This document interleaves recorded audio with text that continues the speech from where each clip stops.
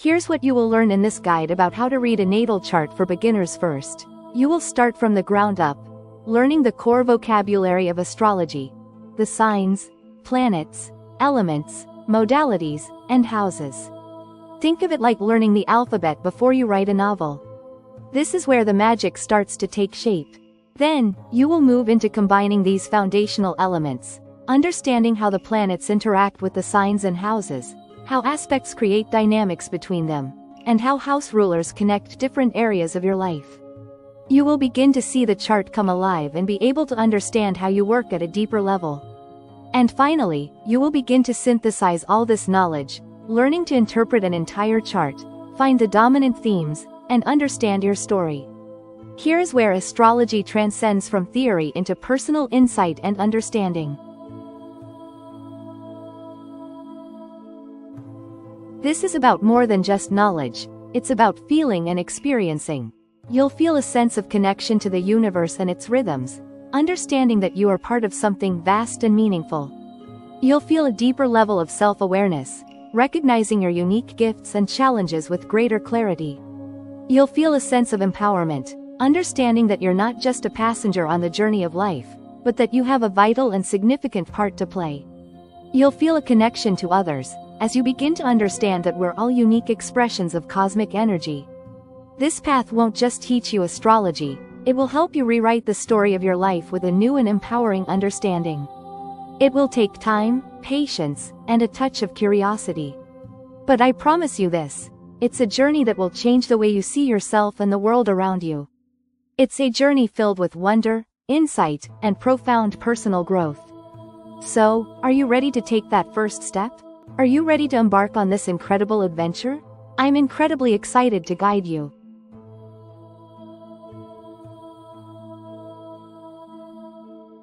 Okay, let's dive into phase 1 together. This is where I started, and it's where you should start too, if you're curious about natal charts. Think of this phase as me helping you build the foundation for your astrological house. We wouldn't build a house without a strong base, right? It's the same here. Step 1. Understanding the basics. What is this thing, really? Imagine I'm about to learn a new language. I wouldn't start by trying to write a novel, would I? First, I'd learn the alphabet and basic words. That's what we're doing here. What is a natal chart? I think of a natal chart as a photograph of the sky at the exact moment you were born. It's not just any sky photo, though. It's a special one that shows the exact positions of the sun, moon, and planets from the specific place on Earth where you were born. This sky map is laid out in a circle, kind of like a clock, and it's believed to hold clues about your personality, your tendencies, and your life path. It's like a cosmic fingerprint that's unique to you. The zodiac. You've probably heard of zodiac signs, like Aries, Taurus, Gemini, etc. These are 12 sections of the sky, each associated with a different constellation, a group of stars that form a pattern.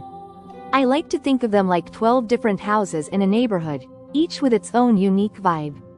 Each of these signs represents a particular set of energies, characteristics, and symbolism. Don't worry about memorizing everything, just get to know their names and the general feel I get from them.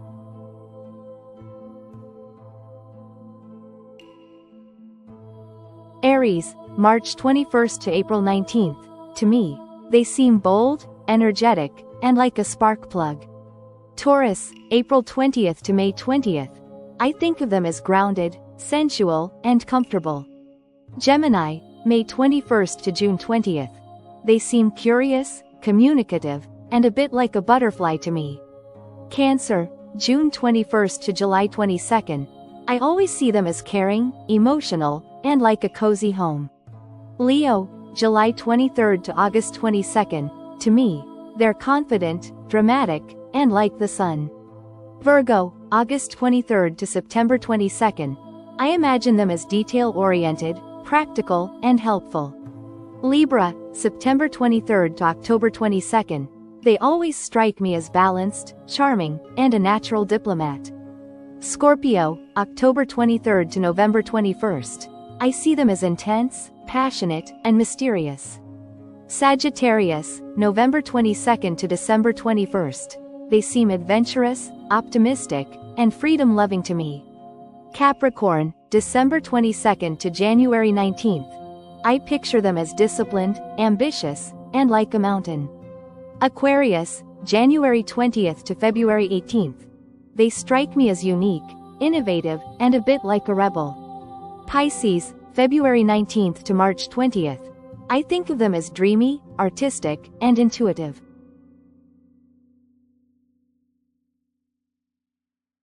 The symbols. Each zodiac sign, planet, and other components of a chart has its own unique symbol. I see them all over a chart. It's like learning symbols in math or musical notes in music. We're just getting familiar with them so you recognize them later, when we start putting it all together. Get a chart. The best way to start, in my opinion, is to get your own chart. It's super easy with a free online tool like astro.com. Just enter your birth date, time, and location, and voila!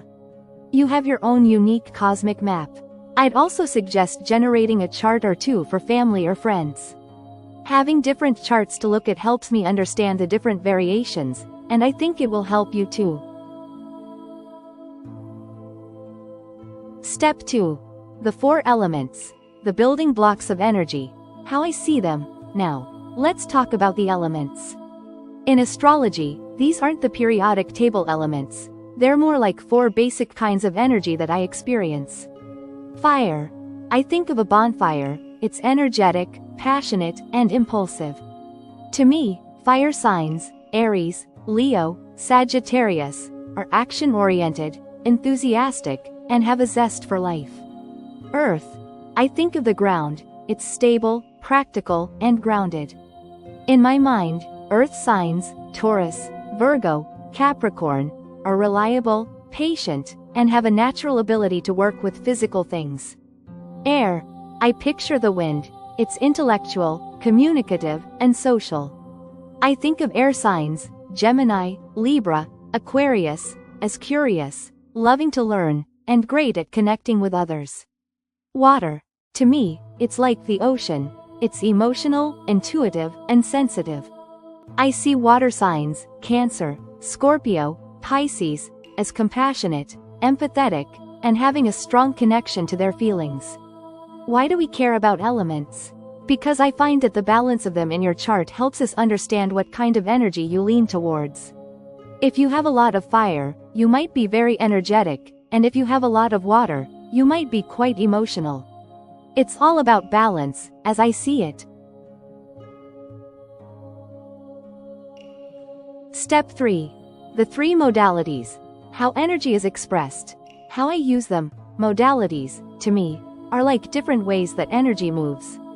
Cardinal. To me, they're like a leader. They initiate things and get the ball rolling. Cardinal signs, Aries, Cancer, Libra, Capricorn, are all about taking action, from my experience. Fixed. I think of a rock. They are stable, persistent, and like things to stay the same. Fixed signs, Taurus, Leo, Scorpio, Aquarius, are known for their endurance and commitment, in my opinion. Mutable. To me, they're like a chameleon.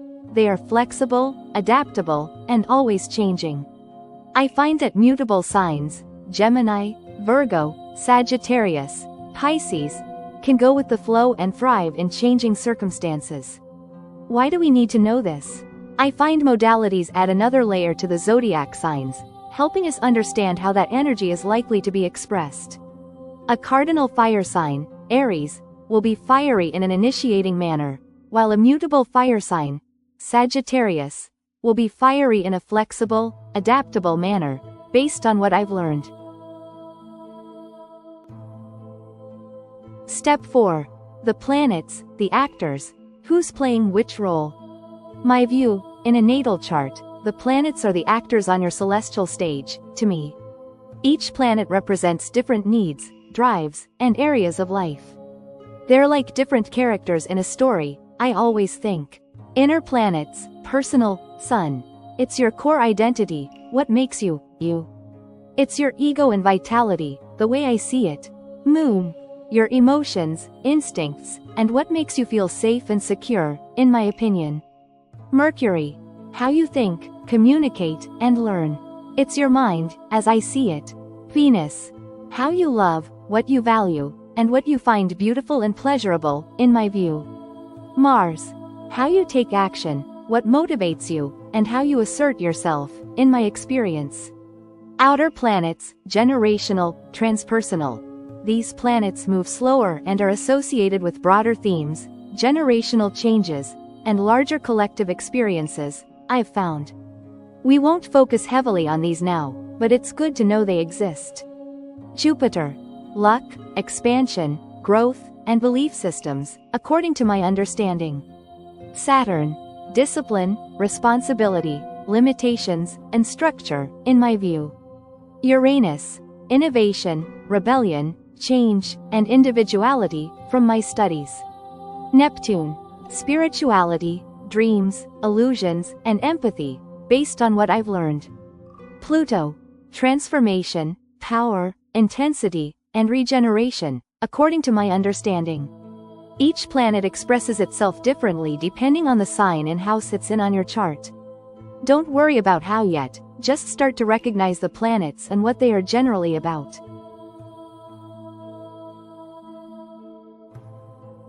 Step 5. Introduction to houses, the arenas. Where things happen, my perspective. Now, imagine your life as a theater with 12 different stages or arenas. These are the 12 houses in your chart. Each house represents a different area of your life, where the planets play out their roles. I think of them as different chapters in your life story. First house, the house of self, your appearance, personality, and how you present yourself to the world. Seventh house, the house of relationships, partnerships, marriage, and one-on-one interactions, as I understand it. 10th house, the house of career, your public life, reputation, and ambitions, according to my studies. We won't dive deep into all 12 just yet. The main idea, as I see it, is to know that the houses show where in your life a planet's energy will be most active. Key takeaway of Phase 1. What I learned. This phase is all about building a basic vocabulary. That's how I think of it. Don't get overwhelmed. I didn't master everything at once. Just focus on becoming familiar with these core concepts. The 12 zodiac signs and their basic qualities, as I described them. The 4 elements and how they represent different kinds of energy, from my perspective. The 3 modalities and how they modify the energy, based on my understanding. The planets and their basic meanings, in my view. The 12 houses and the broad areas of life they represent, as I've come to learn them. Once you understand these basic building blocks, we can start to put them together and unlock the secrets of your natal chart. That's what I believe. Think of it as learning the alphabet, before we can start to form words and sentences. Phase 2. Digging deeper. Combining the elements in Phase 1, we learned the alphabet of astrology. Now, in Phase 2, we're going to start forming words, then phrases, and eventually sentences. This is where we move from understanding the individual components of the chart to understanding how they work together. Step 6. Planets and signs. The flavor of the energy. Okay. Let's put the planets together with the zodiac signs. This is where we really start to see the personality of the planets come to life. It's like adding a flavor to a base ingredient. The concept. Each planet expresses its core energy differently, depending on the zodiac sign it's placed in. Think of it this way. Mars is about action. But Mars in Aries, a fire sign, will be assertive and impulsive, while Mars in Taurus, an earth sign, will be more deliberate and sensual. It's the same planet, but its expression is modified by the sign. Examples. Sun in Leo, a confident, charismatic, and attention-seeking core identity. Moon in Cancer, deeply emotional, nurturing, and home-loving emotional needs. Mercury in Gemini, a quick-witted, curious, and adaptable communication style. Venus in Libra, a love of beauty, harmony, and balanced relationships. Mars in Scorpio, intense, passionate, and driven action and assertiveness. Jupiter in Sagittarius, an expansive, optimistic, and philosophical approach to growth. Saturn in Capricorn, a disciplined, responsible, and structured approach to life's limitations. Why this matters? Understanding planet sign combinations is key to interpretation. It's not enough to just know what a planet and a sign mean individually. You need to see them together to understand how the energy operates. This step helps you see nuance. Practice. Look at the planet sign combinations in your own chart. What do they tell you about the way you operate? Look at the charts of others. Can you see the different ways the same planet is expressed through different signs?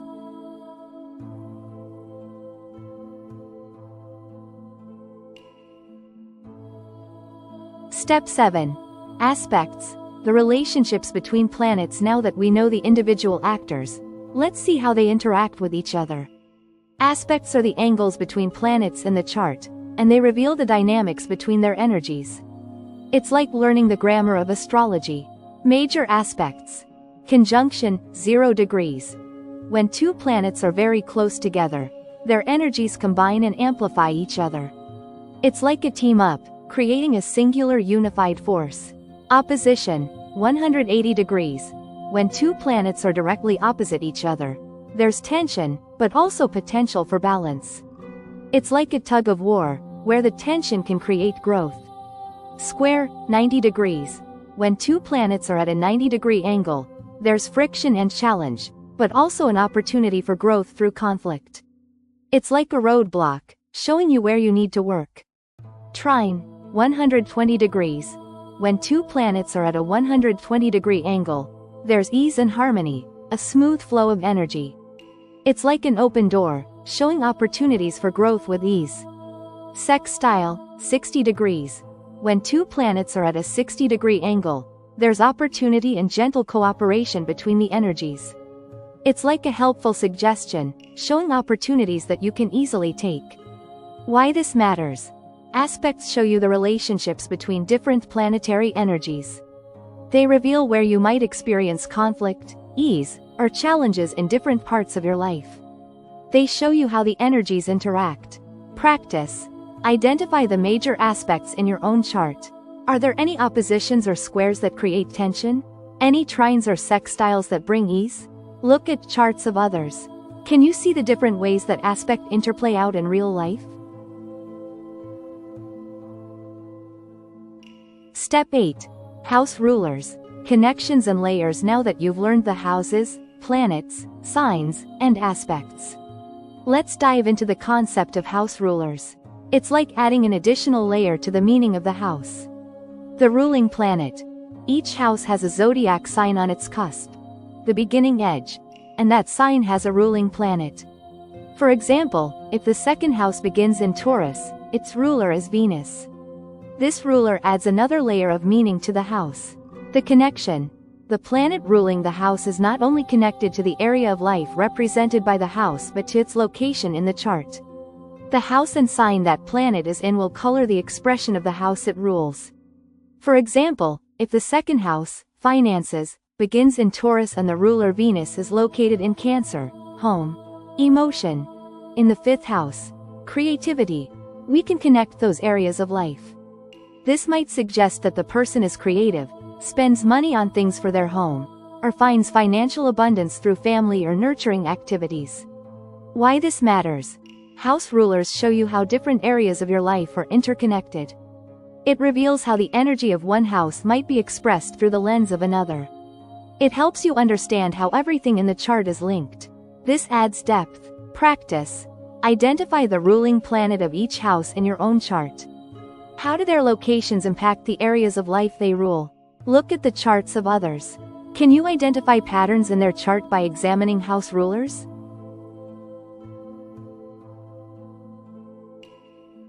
Key takeaways of Phase 2. You're starting to combine things, connecting planets with signs and seeing how those combinations create nuanced energy expressions. You're understanding the relationships between planets, discovering how aspects create challenges and opportunities in the chart. You're adding depth by connecting the houses to the planets, learning how house rulers connect different areas of life. You're moving beyond just knowing the basic parts. Now you're seeing how they all work together. This is like going from learning simple words to making basic sentences. You're starting to create meaning and read entire sentences. In the next phase, we'll learn how to synthesize all of this, starting to see the big picture and interpret entire charts, creating our own unique stories. Phase 3. Synthesizing and interpretation. The big picture. In this final phase, we'll be pulling together everything we've learned to make sense of an entire birth chart. This is where the magic of seeing the big picture happens. Step 9. Chart synthesis. Seeing the patterns. We're moving beyond individual elements to see how they all create a unique whole. It's like taking a step back from a painting to see the full image. Looking for patterns. Dominant elements. What element, fire, earth, air, water, is most prominent in the chart? This can reveal a core driving force. Dominant modalities. What modality, cardinal, fixed, mutable, is most prominent? This can reveal a core way of operating. Planetary placements. Are planets clustered in a certain area of the chart? This can highlight an area of focus. Aspect patterns. Are there frequent squares suggesting challenges, or trines suggesting ease? Look for any recurring aspects. Sign emphasis. Is a particular sign emphasized through multiple planets or the ascendant? This can point to a significant energy. House emphasis. Are there multiple planets in a certain house? What area of life is the focus? Example. A chart with many planets in fire signs and cardinal modalities might suggest an energetic, action-oriented personality with a need to initiate things. A chart with a lot of planets in earth and fixed signs might indicate a more grounded, persistent, and reliable individual. A chart with planets clustered in the 7th house and a strong emphasis on Venus may indicate a focus on relationships. Why this matters? Looking for patterns allows you to see the overarching themes and dynamics of the chart. This step helps you see the big picture and begin to tell the chart's story. Practice. Start with your own chart. Can you identify the dominant elements, modalities, and any other patterns? Practice with other charts. Can you begin to see any common themes amongst the charts you are practicing with? Step 10. Interpretation and nuance. Beyond the keywords. Now that we can see the overall patterns of a chart, it's time to begin nuanced and dynamic interpretations. This is where we move beyond rigid meanings and learn to feel the energy of the chart and how it is expressing itself through the individual. Beyond keywords. Astrology is not about just looking up keywords for planets, signs, and aspects. It's about understanding the subtle nuances of how each combination manifests. Every individual experiences the energies of their chart in unique ways, shaped by their experiences, environment, and other influences. Context matters. A planet's manifestation is modified by its location in a sign and house and the planets and aspects it is interacting with. Personal connection. How do you experience the energies of your chart? How do these interpretations resonate with your real life? Are there some energies that feel more challenging than others? What lessons do you learn when looking at them? How can you use your knowledge of your chart to live with greater awareness and intention? Ethical considerations. Remember that astrology can be powerful. It's important to approach it with sensitivity and respect for the individual. Avoid making rigid or negative pronouncements about someone's life. Instead, focus on using astrology to empower and offer insight. Avoid using astrology to manipulate, control, or justify negative actions. Why this matters? This step is all about embracing the complexities of astrological interpretation and allowing for individual differences. It shifts you from rigid and theoretical meanings to nuanced and personal interpretations. Practice. Reflect on how your own chart manifests in your life, paying attention to the nuances and complexities of the expression of its various elements. When working with the charts of others, ask questions and explore their experiences of their chart. This will allow you to give more individualized and insightful interpretations. Step 11. Continuing education. The journey never ends. Astrology is a vast and ever-evolving field of knowledge. This is not the end of your learning, but the beginning of lifelong exploration. Advanced techniques. Explore topics like progressions, transits, solar returns, and other advanced techniques that show how our charts continue to evolve over time. Learn about different astrological traditions, such as Hellenistic, Vedic, and traditional astrology. Community. Join online forums, workshops, and groups to connect with other astrologers and continue your learning. Find a mentor who can guide you in your own journey of development. Why this matters? This step reminds you that learning never stops. It encourages you to continue exploring this fascinating subject, expanding your understanding and knowledge. It also allows you to connect with like-minded individuals.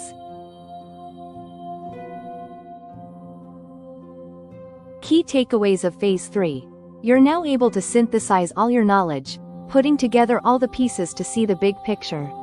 You're now able to interpret charts with nuance, moving beyond keyword meanings and learning to use your intuition and experience. You're a lifelong student of astrology, with a desire to continue learning, growing, and evolving. This final phase brings you to the point where you can begin to read and interpret natal charts with confidence and insight. You've learned the fundamentals, you've started to connect them, and now, you're able to bring them all together to tell a story.